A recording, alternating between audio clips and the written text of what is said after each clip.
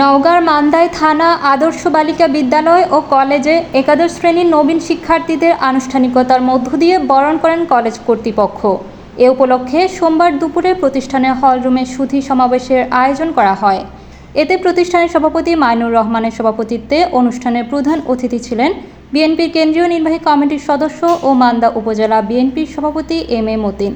সমাবেশে বক্তব্য দেন উপজেলা বিএনপির সিনিয়র সহসভাপতি মোখলেছুর রহমান মকে ও একেএম নাজমুল হক নাজু, সাধারণ সম্পাদক শফিকুল ইসলাম বাবুল চৌধুরী, সদস্য ডাক্তার ইকরামুল বারী টিপু, উপজেলা বিএনপির যুগ্ম সাধারণ সম্পাদক বেলাল হোসেন খান, সাংগঠনিক সম্পাদক শামসুল ইসলাম বাদল ও কুমার বিশ্বজিৎ সরকার, সিনিয়র প্রভাষক রোকনুজ্জামান, শিক্ষক প্রতিনিধি এনামুল হক, সহকারী অনূপ কুমার মহন্ত ও আব্দুল মালেক।